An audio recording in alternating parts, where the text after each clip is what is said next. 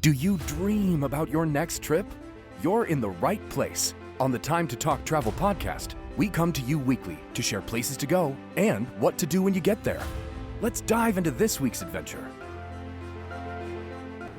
Hi, this is Nasreen with Time to Talk Travel, and I'm here with Des, Ciaran, and Mo. And we're just going to jump right into it today because we've already been talking for a couple of minutes, and we didn't even have this topic on the docket to record today. We started talking about things that have happened recently, like the panel flying off the plane on Alaska Airlines, and we were talking about travel fears, and we have already lost Mo. She's confused. She doesn't know what we're talking about because we were all talking about, and we'll just lead off with this one, that if you change your flight at the airport, I used to business travel a lot. If I get on the earlier flight or push my flight back to give myself more time, did I make the right choice? Am I getting off of a flight that something's going to happen on or putting myself onto a flight that something's going to happen on?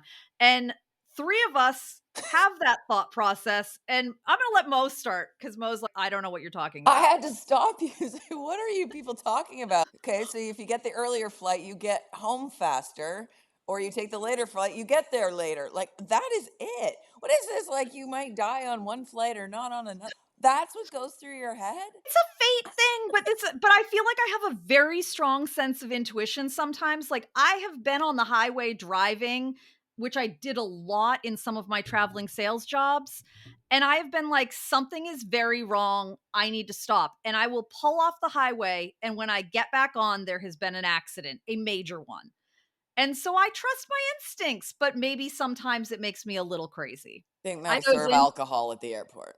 I do that too. don't have her instincts, but I do have those it's not fears, but maybe it's a little anxiety, but it's this: if you turn left, your life goes this way. If you turn right, your life goes this way. I'm that person who I don't overthink it. I mean, it is what it is. I'm going to take what comes, but absolutely. But I will say, after the Alaska Airlines flight where just a part of the plane flew off, I might be reevaluating that because on this flight, they were fortunate that two things. They were fortunate no one was in that seat next to the part that flew off, but also they were still not at cruising altitude, so everyone was still required to have seatbelts on. Mm-hmm. Those people who cheat and don't put on their seatbelts, my daughter tries to do this every flight. She's like, I hate wearing a seatbelt. I'm like, just humor me, at least for takeoff and landing. I will also now be that person who keeps the seatbelt on the whole freaking flight. I do that, but I just don't want them to wake me up if I fall asleep. Not because I'm going to get sucked out the side of the plane.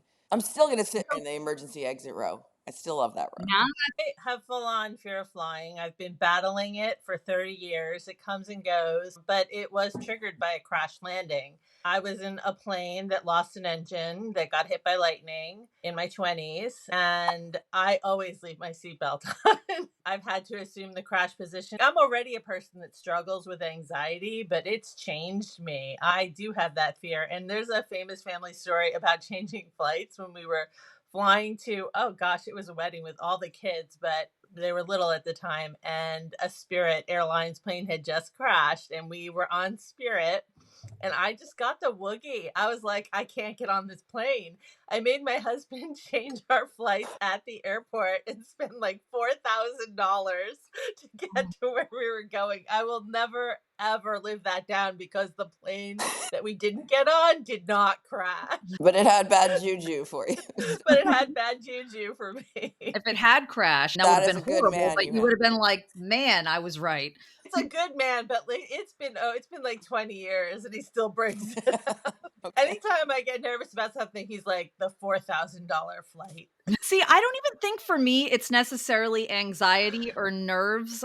I like to think I'm all about the story. And for me, some of it is just like playing out scenarios in my head. What would I do in this situation? What would I do in that situation? What could happen? Like, it's about the plot, right? So it's not that I'm sitting there going, oh my goodness, is this the wrong flight to take? It's like, what will this do to my story? And I'm not overly anxious about it. I'm just visualizing it. And I don't do it every time, but I have my days where I'm like, I'm making a choice here. I wonder which choose your own adventure chapter in the book this brings me to. As somebody who does struggle with anxiety, particularly around flying, I didn't have any issue. I was like Mo before, Before that, I was like never ever afraid. I couldn't even visualize it. And the funny thing is, I was with a friend who had severe fear of flying on that flight. So maybe it was like it jumped to me from her. It can be debilitating to your story to have that fear. There was 10 years that I didn't travel, and travel is my favorite thing. So having a plan if you do struggle with anxiety of how you're going to still live your life and do the things that matter to you can be really, really important. And I don't know if any of you have any pre-flight rituals or any like anxiety tips for how you deal with your fears around flying or boats or any other thing, but I'd love to talk about that. I'm your opposite. I've been on flights where when we were trying to land in Santorini the last time and we were just hopping up and down in the air. And that's the flight where I learned the phrase blouse and skirt. And we were popcorn in the air. And the two gals behind me were from London. And that's apparently a very common phrase over there. It's actually a Jamaican phrase. But people were screaming. And I just thought it was like a circus ride or carnival ride. I mean, I'm good. We're not going to die. That's my mentality. I have seen people board plane. I will never forget a woman in Connecticut getting on the plane. She was the last to board and she was a nervous wreck, sobbing. And I just wanted to medicate her and just say, let somebody give her a shot, knock her out. I felt horrible for her because you could tell. It probably felt horrible for you having to fly with her too. Having been the I have person several friends. having the panic attack.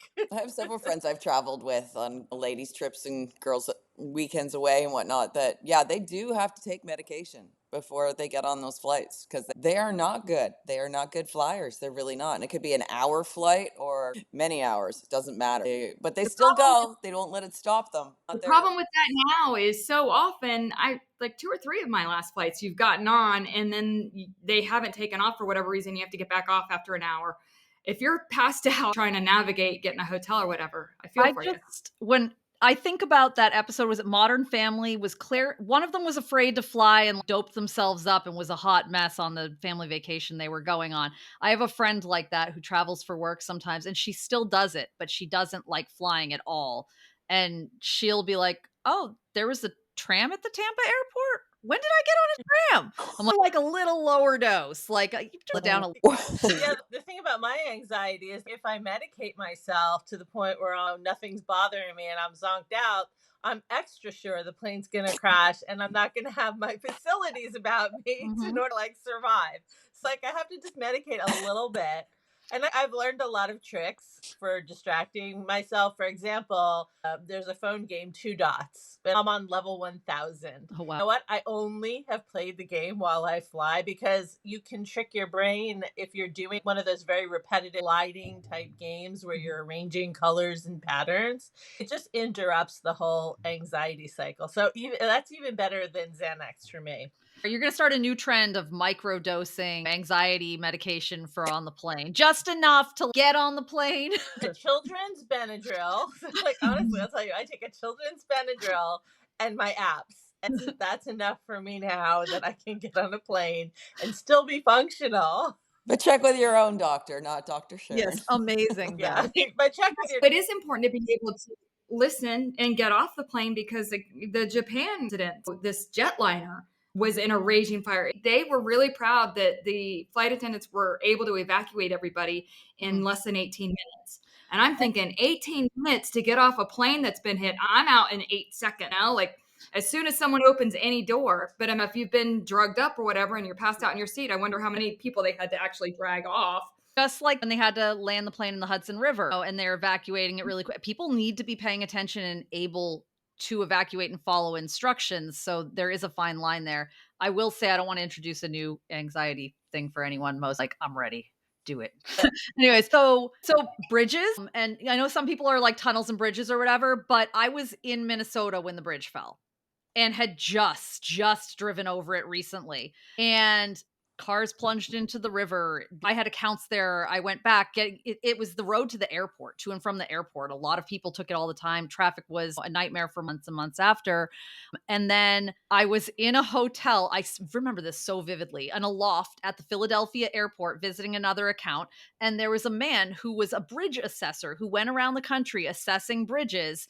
And he was a structural engineer. And he was one of the ones who went out and said, this is this assignment. This is this number. This is this number. And he basically horrified me with how many bridges out there needed desperate repairs, gave me like a couple of states that were the worst, and ignited that fear that I had been like, oh, that happened. And since, the bridge in Memphis got shut down because it needed work that a kayaker noticed, not anyone else. Like a kayaker went under the bridge and was like, that looks really funny there in my picture. And you think about things like that and say, I'm sorry, I drive across, how many bridges do I drive? So that is a new thing, especially on travel where you're on those giant, I don't like them to begin with, the giant stretch bridges. Lake Charles in Louisiana has that giant bridge, and we know that one has issues. There's so many In of them. Louisiana? No.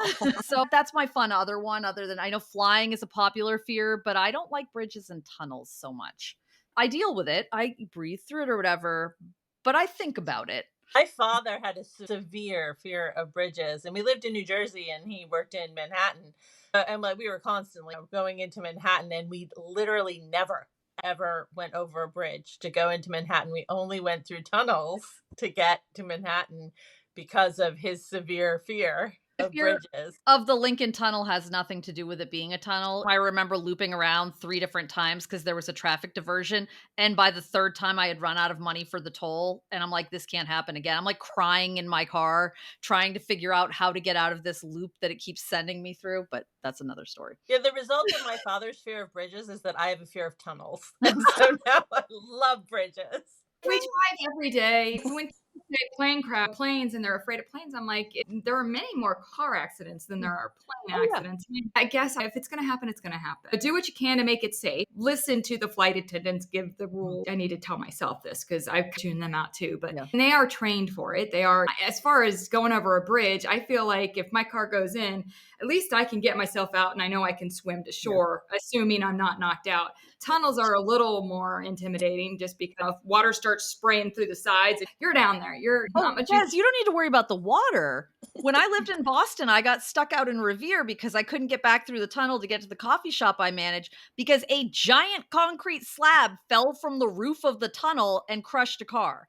But doing all these things, right? I'm flying, I'm going through tunnels, I'm going over bridges. I'm not like, oh my God, I'm not going to go through that tunnel. I'm going to go a different way. I just think about it respectfully. I feel like it's the respectful thing to do. Just have a healthy sense of I'm invincible, and then maybe I won't anger whatever tunnel spirit there is. I feel like we owe it to our listeners to go back to share. Yes, I'm sorry for our unhinged episode where we all dump everything that we have some serious issues with. Coping. First of all, no matter how many times you've flown, business travelers, whatever, start listening to the safety announcements. As these things happen, they do add different things, mention things. Different planes have changed. You may think that you've flown a million times before, but things have changed over the years. Maybe just listen to it with fresh eyes and ears next time. Yeah, but don't obsess. I tend to review the flight card every time I get on a plane because every plane is different. So I always review the flight card. I always count how many rows in front of me and how many rows in back of me to the nearest exit. So that's a number I have because in the event of a crash and there's no lights, you want to be able to count the seats in order to get to the exit. So that's another thing I'm always aware of when I fly. I have a little mental checklist for safety every time I get on the plane where I think about these things. And then once I think about them, though, I try not to obsess. I do try and look at the card. I definitely look at where the exit rows are and I try and count how many, if I'm closer to this one or this one. I don't count both ways. I just, whichever one is the closest is what think I've ever counted. I sometimes will glance around and be like, the people behind me look dumber than the people in front of me, so I'm going to go forward. But I've never really thought, to be honest, I listened to the announcements. I did a travel event once where I learned how to throw open an exit door. I think I feel pretty confident on all of that stuff. I guess I think more about the big story stuff, like what would change if I went on this flight versus that flight. Once I'm on it, I don't care. It's going down. It's going. Something's happening. I'll figure it out then. Here's another one. I never wear open-toed shoes. I always wear closed-toed shoes on flights. I do not wear Crocs because Crocs are very bad with heat. They will melt on your feet in a crash. I think about these things, you guys. Oh, wow. Like when the people were out on the I'm that gonna be wing, looking at all the people on the plane now. You're crazy, and you're yeah, I look at all the people on the plane. I'm like, shorts and flip flops. That one's going down. Not making it out alive. what do you say? I wear usually a long dress and my wedge heels. You're done. Aaron I'm is gonna saying is F that door right out of the way for you. Because I'm never going to wear my flip-flops on a plane because those are small to pack. You wear your biggest shoes. exactly. heels, It's exactly. going to keep me. Yeah, and You leave dress them on. nicely because you might get upgraded. I fly Southwest all the time. I'm not getting upgraded anywhere.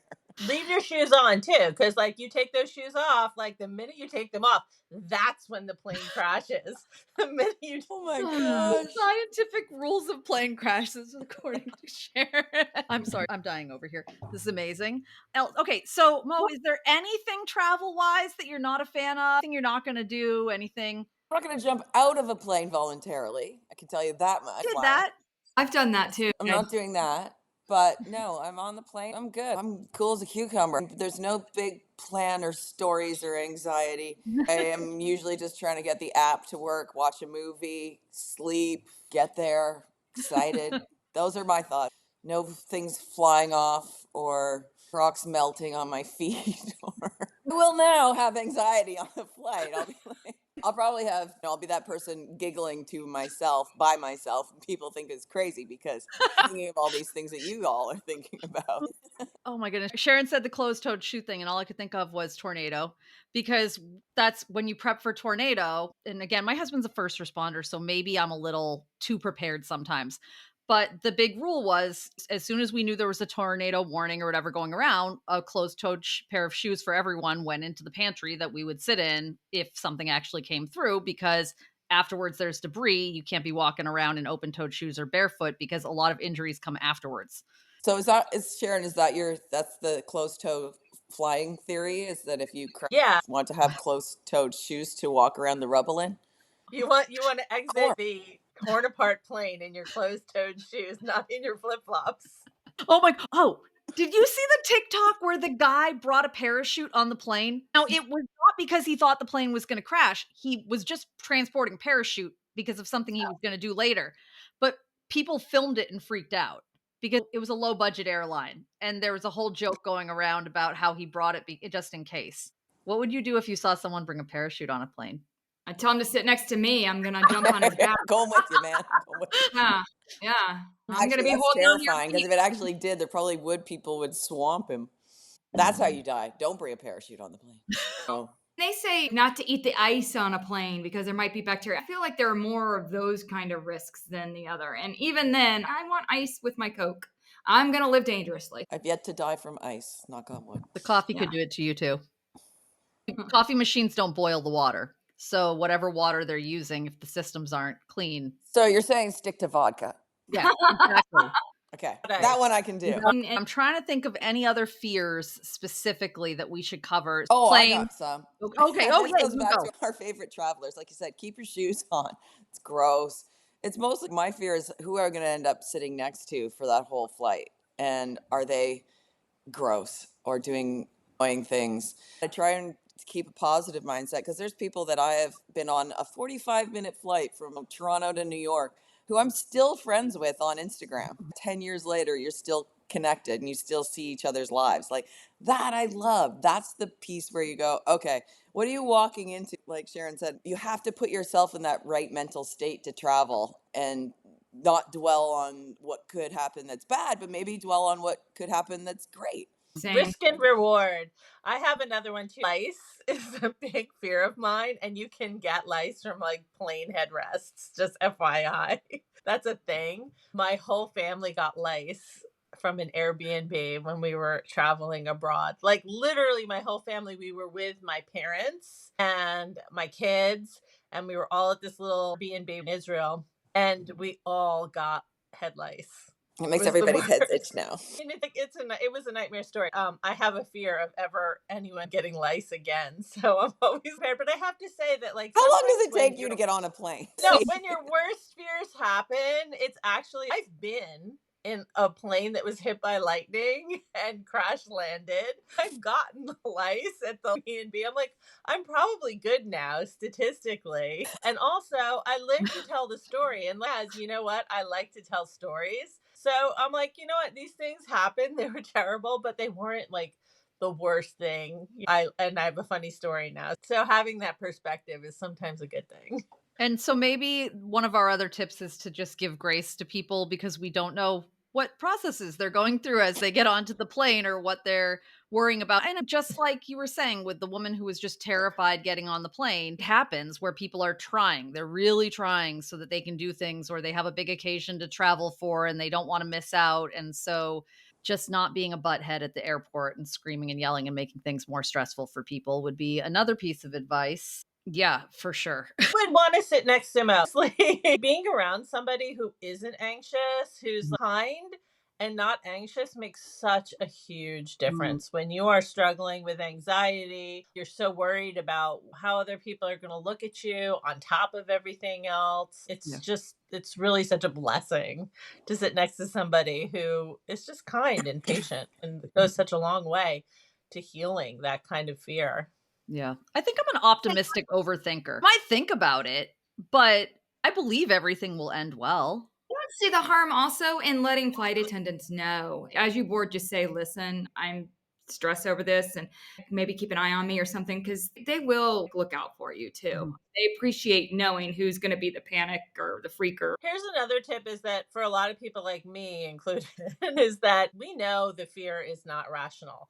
It doesn't help to sit next to somebody who's freaking out and scared and start reciting statistics because at a certain point, it isn't rational. It's very magical thinking. It's that if I got on the wrong flight or this 1 in a million thing is going to happen to me. So knowing statistics isn't always helpful or calming. And you may be just as afraid of having a panic attack over something completely ridiculous as over the fear of the plane crashing, if that makes sense. I'm afraid that I'm going to get on a plane and have a panic attack just as much as I'm afraid that the plane is going to crash. So that's where being next to somebody who is calm and kind and who can distract you from your own crazy thinking that you're aware is crazy is such a great thing. If you are reciting statistics to someone who is freaking out on an airplane, you're 100% the a-hole, and that is a statistic. Don't do it. It's not nice. You would be shocked how many people think that it's calming. Did you know that you're more likely to die doing it? And I'm like, don't tell me. Do you know I've researched this too? The other ways to die. Especially if you're getting off a plane into a train or a car or a boat. Going through a tunnel over a bridge. Right. Oh, that sounds like a word problem. If I went on a plane going 200 and ever miles an hour and then I got off and I got onto a train that went 10 miles at this, solve for X, how much of a chance is there for me to die today? So, yeah. You'll make it all the way to where the tunnel is going to collapse on you. Travel map. Now I'm going to go into... So fly with your friend Mo and you'll be fine. 6 hours, you're going to be perfectly safe and have a fabulous trip.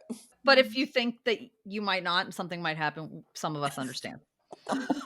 We're here for you. The rest of us are, good-naturedly like, cool. Didn't know people thought like that. I learned a lot today, I gotta say. It was like, so much learning today. Okay, anything else travel fear related? And actually, I'm going to throw one more in here. And this is a random one that I discovered afterwards. Have you ever been really glad you didn't know something before? So I went to Sri Lanka and we climbed Sigiriya, which is this rock fortress. It's a city like way, way up. And you get to the top and you're on top of this like plateau thing that has an entire ancient city on it. And the climb up is back staircase type thing, very steep. There's some cables done into the stone wall. And I have to admit, I was a little bit like, that's really high. I don't know if I oh my goodness, it's going to be slightly terrifying, but it was gorgeous. It was a UNESCO World Heritage Site. I didn't want to miss it. We get to the top. It's beautiful. We come down.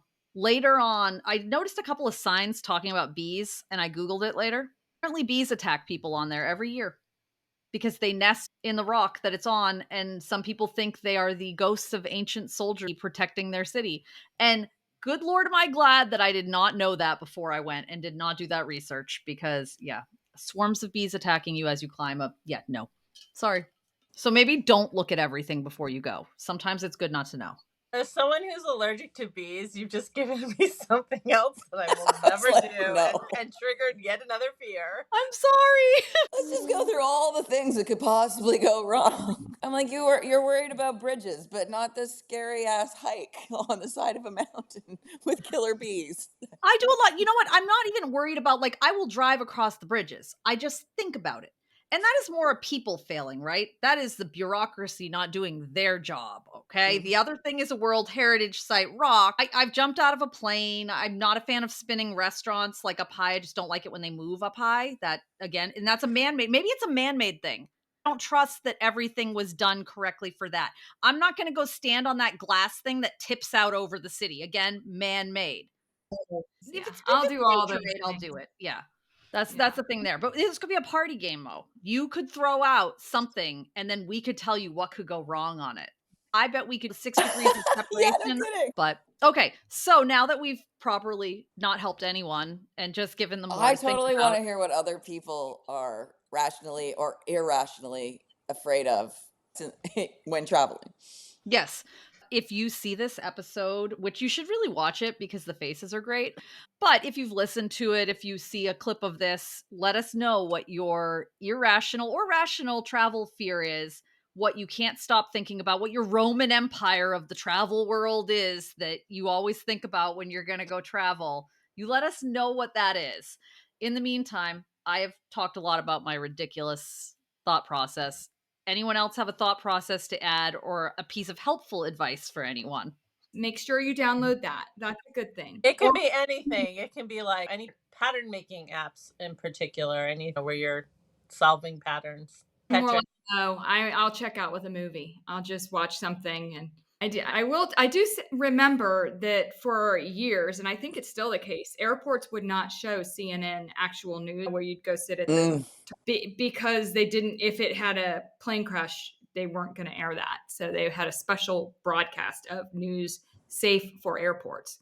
Now they show plane crash movies on planes. I Yes. saw one once and I was like, that doesn't seem okay. And also, if you're going to take medication on the plane, test it first. Like maybe take one at home and make sure it doesn't do anything real crazy to you because you don't want to end up in a viral TikTok video like screaming about how people aren't real or whatever else they do on planes. So test it at home first. And don't mix it with alcohol. Please don't do that.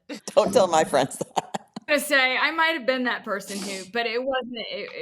It wasn't a Xanax. This brings up another travel fear though, and I'm going to close with it, but I think I might have one that will work with Mo that she'll actually be afraid of. Okay. Okay, let's see if you can scare me. Okay. I don't want to do anything that gets me put on the no-no list for flying. I like to travel. Can you imagine what it would be like to mix your Xanax with a 2 glasses of wine, 3 glasses of wine on the plane and do something stupid and never be able to fly again? That would suck. I Okay. don't take any drugs though. I'll just stick to the vodka. Okay. But yes, don't act like an ass on a plane. That is a good life rule. Yes. And we're going to close with that because that is a good life rule. Say it one more time. Don't be an ass on the plane.